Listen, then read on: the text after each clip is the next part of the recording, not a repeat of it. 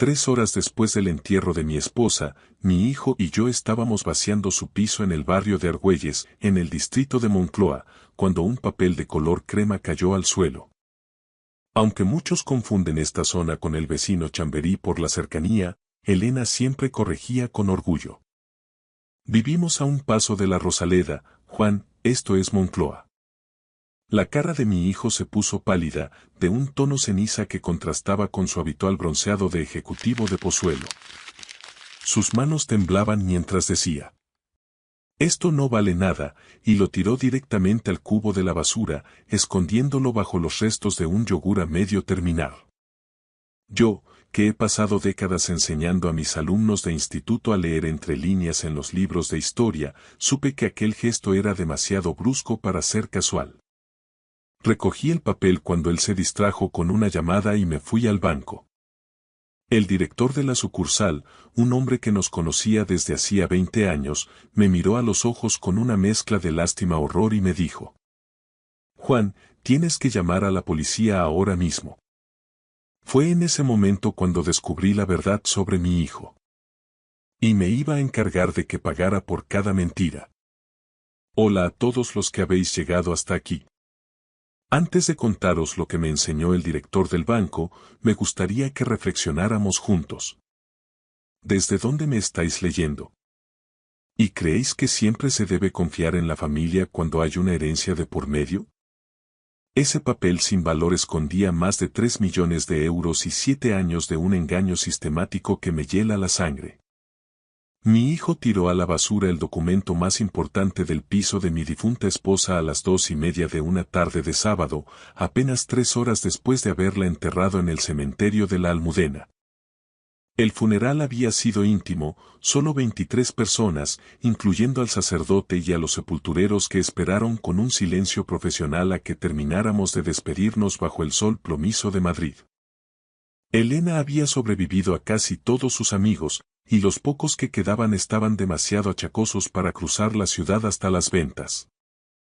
Mi hijo, Javier, se mantuvo a mi lado durante toda la ceremonia, con los ojos secos e inquieto, consultando el móvil un par de veces mientras el cura decía el panegírico. Me dije a mí mismo que cada uno pasa el duelo a su manera, que quizás su frialdad era un escudo. Qué equivocado estaba. Ahora estábamos de vuelta en el piso que Elena y yo habíamos compartido durante 32 años. Un piso señorial en la calle de la Princesa, con esos techos altos y pasillos infinitos. Cajas por todas partes. Bolsas de basura negras apoyadas contra las paredes de papel pintado. El desmantelamiento sistemático de una vida reducida a decidir qué se queda y qué se dona a la parroquia o a Cáritas. Tengo 70 años. Soy profesor de historia jubilado, acostumbrado a los archivos y al orden. Viudo desde hace 6 días. Elena tenía 67 cuando murió. Cáncer de páncreas, estadio 3, diagnosticado 14 meses antes del final. Aunque la seguridad social cubría el tratamiento estándar, yo insistí en buscar segundas opiniones en clínicas privadas de prestigio, pensando que el dinero no sería un obstáculo para su salud. Elena dijo que no de forma tajante. En aquel momento, pensé que era porque estaba cansada, lista para marcharse sin el calvario de la quimioterapia agresiva. No sabía la verdad. Elena había sido bibliotecaria de primaria durante 34 años en un colegio público del distrito de Retiro. Enseñaba a los niños a amar los libros y a cuestionarlo todo. La quise durante 49 años. Pensaba que conocía cada rincón de su alma. Su risa al cocinar tortilla de patatas, cómo organizaba los libros por el color del lomo. La pequeña cicatriz en su mano por aquel accidente en el 79. Me equivocaba en lo más importante. Mi hijo Javier tiene 40 años. Vive en una urbanización de lujo en Pozuelo de Alarcón con su mujer, Amanda. Su cargo siempre era algo pomposo y vago. Logística sanitaria, consultoría de dispositivos. Elena decía que subía la escalera tan rápido que no miraba los peldaños. En su último año, solo la visitó 3 veces. 3 horas de su tiempo en 12 meses de agonía. Javier estaba registrando el escritorio de roble de Elena cuando encontró el montón de papeles. Facturas del canal de Isabel II, recibos de IBI y garantías caducadas. El escritorio tenía 5 cajones y, como buena bibliotecaria, Elena guardaba cada trozo de papel con una lógica casi archivística. Todo esto es basura, papá, dijo él, hojeando los folios con una rapidez eléctrica. Demasiado rápido, como si su mano supiera exactamente qué buscar entre la maleza administrativa. Podemos tirarlo todo, insistió. Pero entonces, una hoja de papel de color crema, con un gramaje superior, de ese que se usa para los documentos notariales, se deslizó entre 2 facturas de la luz. Cayó hacia el suelo y Javier la atrapó antes de que tocara la alfombra.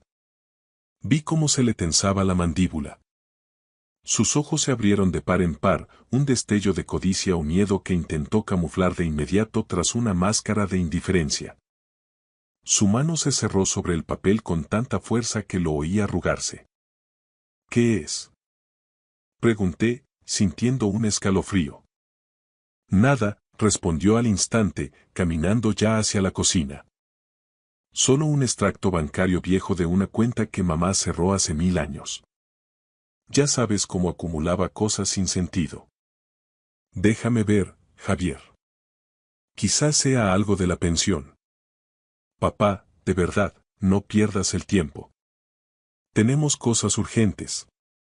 El contrato de este piso es antiguo y hay que organizar la testamentaría. No querrás que los abogados se queden con lo poco que queda, ¿verdad? Javier soltó el papel en el cubo de basura, justo encima de los pozos húmedos del café de la mañana. Me miró con una sonrisa ensayada, pero sus dedos seguían tambaleando levemente mientras se limpiaba las manos en el pantalón. Créeme, papá. No vale nada. Absolutamente nada. 10 minutos después, le sonó el móvil.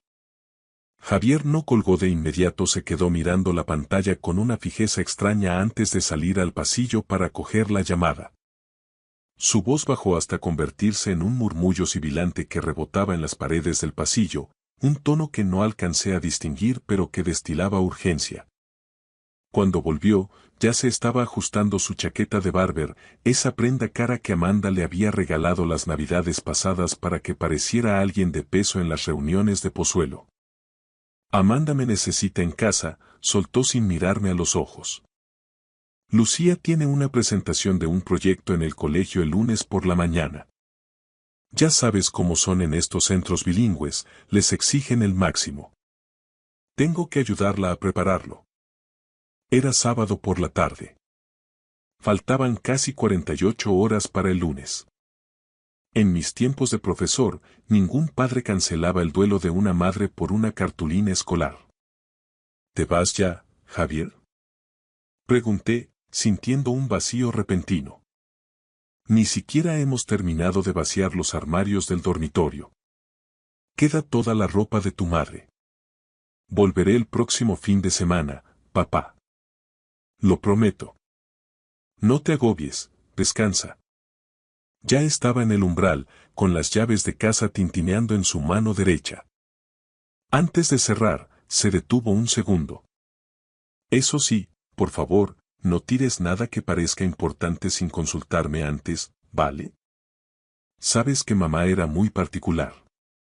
Algunas cosas podrían tener valor histórico o ser antigüedades. Joyas, quizás. Deberíamos tasarlo juntos para que no te engañen en los rastros. Y se fue. Oí sus pasos resonar en la escalera de granito de la comunidad y, poco después, el zumbido distintivo de su Tesla arrancando en el garaje del edificio. El sonido se desvaneció rápidamente por la calle de la Princesa, engullido por el tráfico que subía hacia Plaza de España, y luego solo quedó el silencio espeso de los pisos antiguos. Me quedé sentado en aquel salón durante una eternidad. La luz de la tarde madrileña entraba por los ventanales en franjas doradas que, poco a poco, se tornaron naranjas, luego púrpuras sobre los tejados de Argüelles y, finalmente, de un azul eléctrico y profundo. No encendí ninguna lámpara. Me quedé allí, en el sofá de cuero que Elena y yo habíamos comprado en unas rebajas del Corte Inglés en 1991, rodeado de cajas de cartón y bolsas de basura. Algo en los movimientos de Javier me quemaba por dentro. Esa rapidez eléctrica, esa seguridad impostada y, sobre todo, la expresión de su rostro cuando el papel rozó el suelo. Había sido un segundo de codicia pura, el mismo brillo que le vi a los 16 años cuando le pillé robando calderilla para tabaco, o a los 22, cuando Elena lloró al descubrir que faltaban 500 euros de su cuenta de ahorros. A las 8 de la tarde, con los huesos entumecidos por el frío que empieza a calar en las casas viejas de Madrid al anochecer, me levanté. Encendí el fluorescente de la cocina, que parpadeó 2 veces antes de inundar la estancia con una luz blanca y fría. Me acerqué al cubo de la basura. El papel seguía allí, descansando sobre los pozos del café y una servilleta manchada. Tenía una esquina arrugada, la marca de la presión de los dedos de mi hijo. Lo saqué con el cuidado de quien manipula un incunable y lo alicé sobre el mármol de la encimera. No era un extracto bancario cualquiera. Era un certificado de depósito a plazo fijo del Banco Santander, emitido por la oficina principal de la Castellana y fechado el 12 de abril de 2017. El valor nominal me golpeó como un impacto físico. 324,5670. 3.245.000 euros. Se me durmieron las manos y sentí un pitido agudo en los oídos. Lo leí 3, 4, 5 veces. Los números no se movían. Y pegado al documento, con un pequeño post-it amarillo donde la caligrafía de Elena, esa letra de bibliotecaria, clara y decidida, resaltaba con fuerza, había un mensaje que hizo que el suelo se inclinara. Juan, ellos no saben nada de esto. Lleva este documento a Russell Jennings en la oficina del Santander de la Castellana. No confíes en nadie de la familia. Te quiero. No confíes en nadie de la familia. No decía ten cuidado o pregúntale a Javier. Decía que no confiara en nadie, lo que incluía a nuestro propio hijo. Me pasé la noche en vela. A las 2 de la mañana, la calle de la Princesa estaba inusualmente silenciosa, solo interrumpida por algún taxi ocasional. El certificado brillaba bajo la luz de la cocina como una sentencia. Intentaba recordar aquel abril de 2017. Ese fue el año en que Elena empezó con los olvidos. Pequeños despistes que el Dr. García, nuestro médico de cabecera, calificó como deterioro cognitivo leve. Pero ahora, viendo la cifra, me preguntaba. ¿Estaba Elena perdiendo la cabeza, o estaba construyendo un muro de contención? 2017 también fue el año en que Javier regresó de Londres, supuestamente tras el fracaso de una empresa de suministros médicos. Se presentó con 2 maletas y 1000 promesas de cuidarnos. Ya no sois unos chavales, papá, decía mientras se instalaba en Pozuelo. Al principio era el hijo modelo. Venía 2 veces por semana, la llevaba a sus revisiones en el hospital clínico, revisaba nuestra caldera. Esa gratitud que sentí entonces ahora se transformaba en hiel. Elena había rechazado el tratamiento contra el cáncer el pasado enero. El médico nos habló de una cirugía compleja y un postoperatorio durísimo. Aunque la Seguridad Social cubría el proceso, yo quería llevarla a la Clínica Universidad de Navarra, quería agotar todas las opciones privadas aunque nos costara los ahorros de toda una vida. No voy a hacerlo, Juan, me dijo ella en aquel entonces, con una calma que me resultó incomprensible. Tengo 67 años. No voy a gastar lo que tenemos en comprar 6 meses de agonía en una cama de hospital. Discutimos durante semanas. Yo lloré, le supliqué que no se rindiera. Pensé que era cansancio, que era su forma de aceptar el destino. Pero ella tenía 3 millones de euros. Podría haber pagado la mejor atención del mundo 10 veces. Y eligió morir en silencio. ¿Por qué? La respuesta me quemaba en la mano. No confíes en nadie de la familia. Elena estaba protegiendo ese dinero de algo, o de alguien. Y ese alguien acababa de tirar el certificado a la basura con la esperanza de que yo nunca lo encontrara. El certificado pesaba en mis manos como si estuviera hecho de plomo. Esto no era solo una fortuna, era la prueba de una traición que yo aún no alcanzaba a dimensionar. Elena lo había escondido, me había dejado instrucciones precisas y me había lanzado una advertencia que resonaba en el silencio del piso. No confíes en nadie de la familia.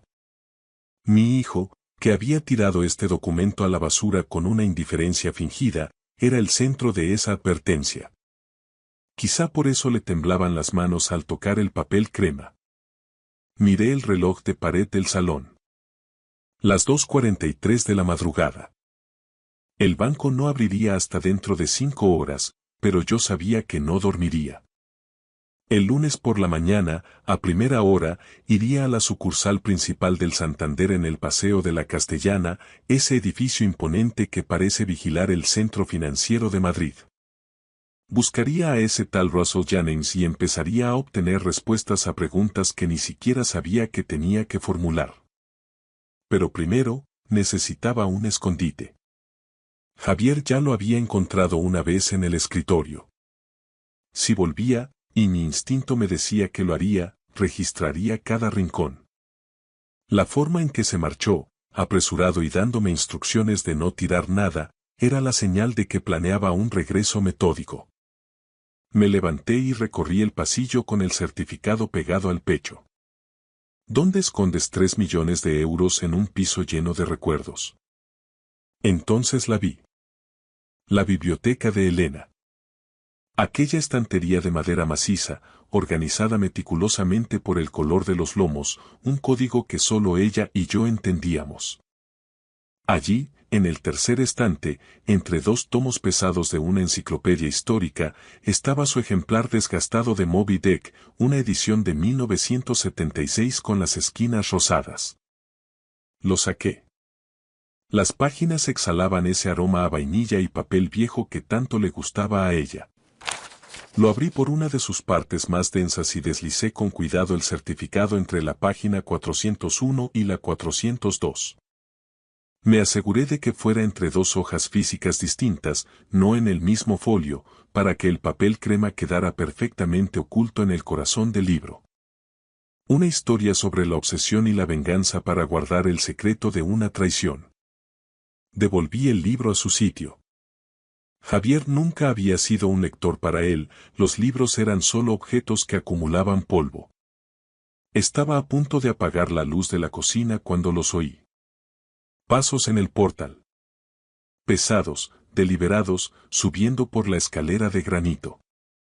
Miré el reloj. Las 2:58. Los pasos se detuvieron justo delante de mi puerta. Contuve el aliento, con el corazón martilleando contra mis costillas, pero tras unos segundos de silencio absoluto, los pasos continuaron hacia la planta superior. Un vecino trasnochador. Sin embargo, el miedo ya no me abandonó. La luz del domingo entró a raudales por los ventanales de la calle de la Princesa cuando, a media mañana, sonó el timbre de forma insistente. Al abrir, me encontré con Javier y Amanda. Supe de inmediato que no venían a consolarme. Hola, papá, sonrió Javier, pero sus ojos, hundidos y nerviosos, escaneaban el recibidor por encima de mi hombro. Hemos pensado en venir a echarte una mano para terminar de recoger las cosas de mamá. No me quedaba tranquilo dejándote solo con todo este lío un domingo. Amanda estaba a su lado, impecable. A pesar del luto, su apariencia gritaba lujo. El pelo recién peinado en su salón de Pozuelo, vaqueros de marca, una chaqueta de cuero que costaba más que mi pensión y ese bolso de firma que sostenía como un escudo. Juan, dijo ella, rozándome el brazo con una frialdad que intentó disfrazar de afecto, sentimos mucho tener que molestarte, pero cuanto antes cerremos el piso, antes podrás descansar. Me hice a un lado, observando cómo los ojos de Javier realizaban un barrido táctico. El cubo de la basura, la encimera, el escritorio de roble. Jas. ¿Has sacado la basura ya, papá? Preguntó, intentando sonar casual. Ayer se me olvidó bajarla y no quiero que huela el piso. El corazón me dio un vuelco, pero mantuve el tono de mi voz firme, el de un profesor que detecta a un alumno copiando. Sí, el portero pasó a primera hora, sobre las 7, mentí. En estos edificios antiguos de Madrid no hay recogida en domingo, pero Javier, en su burbuja de Pozuelo, no tenía ni idea de los horarios de los trabajadores del centro. Vi cómo procesaba la información. El breve destello de pánico en su rostro fue suficiente para confirmarlo todo. Miró a Amanda y algo pasó entre ellos. Una comunicación silenciosa y turbia que me puso la piel de gallina. Ah, bien, Javier cerró un cajón del escritorio que acababa de abrir sin pedir permiso. Una preocupación menos. Amanda dio un paso adelante, forzando una sonrisa radiante que no encajaba con el duelo. Juan, Javier mencionó que podría haber documentos bancarios antiguos, quizás algún seguro de vida o papeleo de la Seguridad Social, que deberíamos revisar para la testamentaría. Es mejor que lo hagamos nosotros, es un proceso farragoso. Yo me encargaré de la herencia con el abogado de Elena, respondí, cruzándome de brazos. ¿Un abogado? Javier saltó, casi gritando. ¿Desde cuándo mamá tiene un abogado privado? Desde el 92, Javier. Alberto Pardo, tiene el despacho cerca de la Plaza Mayor. Es un viejo amigo. El nombre hizo que la mandíbula de mi hijo se tensara hasta parecer que iba a romperse.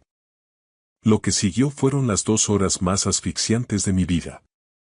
Registraron el piso con una minuciosidad que rozaba lo patológico, siempre bajo la excusa de ayudar. Amanda se encargó del dormitorio, vaciando cajones y tanteando incluso el fondo de los armarios, buscando quizás una caja fuerte oculta o un sobre escondido entre las sábanas. Javier se centró en el salón. Revisó el escritorio 3 veces. En un momento dado, se plantó frente a la estantería de Elena. Se me cortó la respiración. Mamá acumulaba demasiados libros, dijo, alargando la mano hacia un volumen azul. Deberíamos donar todo esto a una biblioteca pública mañana mismo. Fue bibliotecaria 34 años, Javier. Sus libros son su vida. No se toca nada de ahí por ahora. Sacó una enciclopedia, la hojeó con desprecio y la volvió a encajar. No tocó el Moby Dick. Gracias a Dios, su desinterés por la cultura fue mi salvación. Se marcharon a las 2 de la tarde, tensos y con las manos vacías. Los acompañé a la puerta y, en cuanto cerré, corrí a la ventana. Desde el segundo piso de la calle de la Princesa vi cómo llegaban a su Tesla. No se subieron. Se quedaron junto al coche y estalló una discusión violenta. Amanda movía las manos con brusquedad, señalando hacia mi ventana con la cara desencajada por la rabia. Javier sacudía la cabeza, hundido, con las manos abiertas en señal de impotencia. Ella le agarró del brazo, le acercó a su cara y le siseó algo que hizo que mi hijo se pusiera rígido como una estatua. Finalmente, arrancaron. Me quedé en la ventana mucho tiempo. Estaban desesperados. Buscaban el certificado de los 3 millones porque sabían que, sin ese papel, su plan, fuera el que fuera, se desmoronaba. Fui a la estantería y saqué el libro. El certificado seguía allí, entre las páginas 401 y 402, a salvo.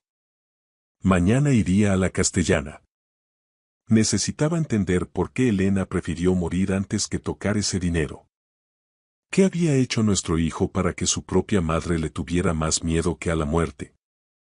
El lunes por la mañana, Madrid se despertó bajo un cielo gris y plomizo, de esos que parecen aplastar los tejados del barrio de Salamanca. Tomé el metro en Argüelles, en la línea 6, y tras el transbordo me bajé en la parada de Gregorio Marañón. Caminé por el paseo de la Castellana, sintiéndome minúsculo frente a las sedes bancarias y el rugido incesante del tráfico que fluye hacia Colón. El edificio del Banco Santander se alzaba frente a mí, una mole de cristal y acero que parecía custodiar los pecados financieros de media ciudad. Entré y, con el pulso acelerado, pregunté por Russell Jennings. Me esperaba un hombre de unos 50 años, con un traje de corte impecable y una mirada que denotaba esa mezcla de frialdad profesional y un cansancio antiguo. Señor López, dijo, estrechándome la mano con firmeza. Le esperaba. Elena me aseguró que, tarde o temprano, usted cruzaría esa puerta con el certificado. Nos sentamos en su despacho privado, una habitación insonorizada donde el estruendo de la castellana desaparecía por completo y solo quedaba el aroma a café recién hecho y cuero. Saqué el ejemplar de Moby Dick y extraje el papel crema de entre sus páginas. Lo puse sobre la mesa de cristal. ¿Qué es esto exactamente, señor Jennings? Pregunté. Mi voz sonó quebrada, como si perteneciera a un hombre mucho más viejo de lo que soy. Jennings suspiró, se ajustó las gafas y miró el documento con una sombra de tristeza. No es solo un depósito a plazo fijo, Juan. Es la punta del iceberg de una tragedia familiar. Hace 7 años, su hijo Javier regresó de Londres para trabajar en una empresa de suministros médicos aquí en Madrid, ¿verdad? Asentí, recordando su llegada triunfal y sus promesas de cuidar de nosotros. Lo que no le contó es que esa empresa era una fachada diseñada para un esquema de sobrefacturación a hospitales públicos de la Comunidad de Madrid. Javier no era un simple comercial, era el cerebro operativo que desviaba fondos públicos inflando los precios de prótesis y material quirúrgico. Elena lo descubrió por accidente en 2017, mientras revisaba una correspondencia que llegó al piso de la calle de la Princesa por error. Me quedé helado. Mi esposa, la bibliotecaria que apenas alzaba la voz, había descubierto una red de corrupción que salpicaba a la sanidad madrileña. Ella se enfrentó a un dilema moral devastador, continuó Jennings. No podía denunciar a su único hijo y enviarlo a Soto del Real, pero su conciencia de funcionaria pública no le permitía dejar que él se lucrara con el dinero de los contribuyentes.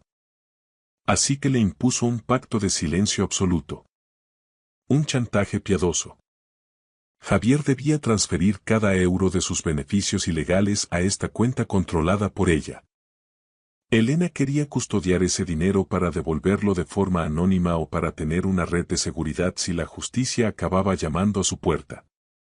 ¿Y por qué me advirtió en su nota que no confiara en nadie de la familia? Pregunté, sintiendo un nudo en la garganta. Jennings se inclinó hacia adelante, su expresión se volvió gélida.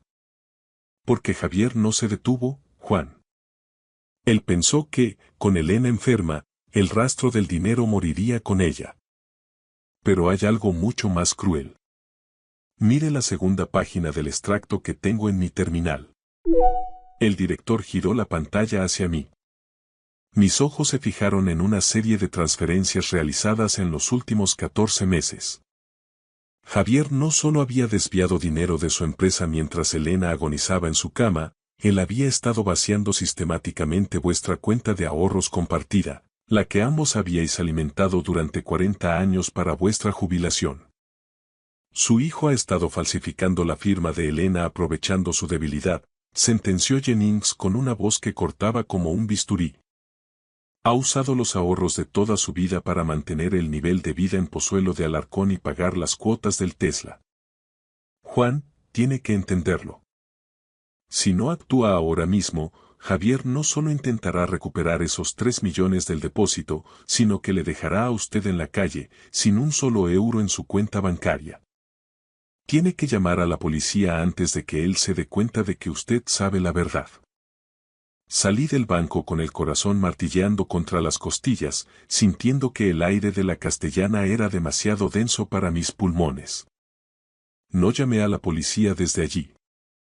A pesar del consejo de Jennings, una parte de mí, esa parte que todavía recordaba a Javier como el niño que jugaba en el Parque del Oeste, necesitaba enfrentarse a él.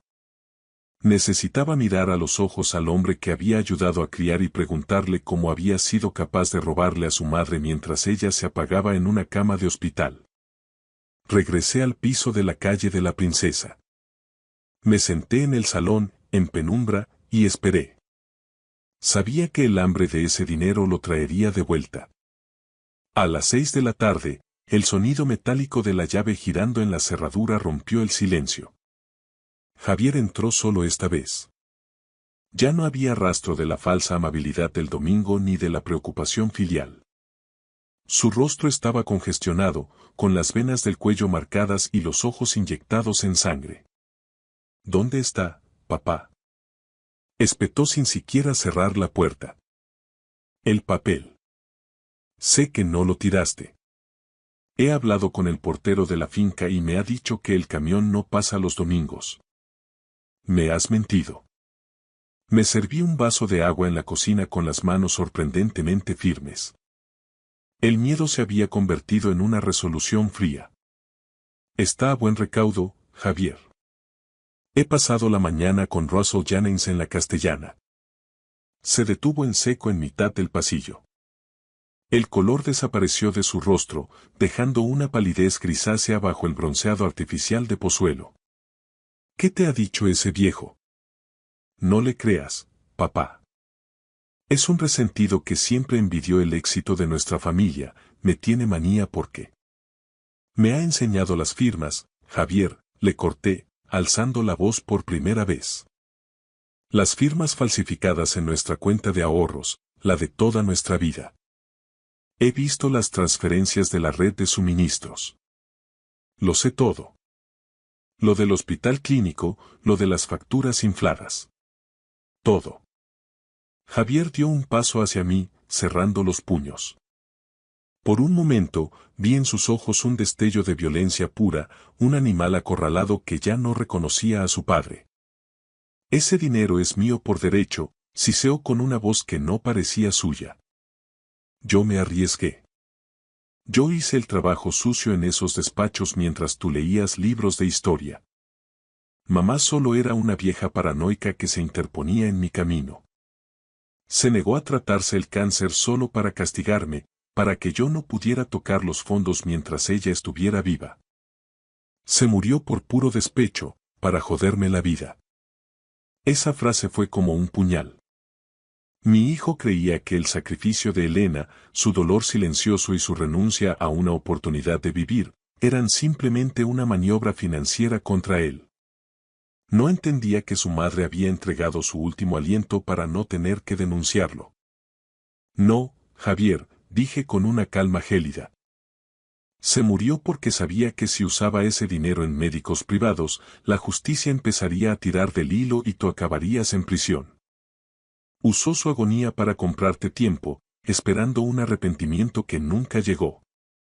Y lo único que has hecho es saquear su casa antes de que las flores de su tumba se hayan marchitado.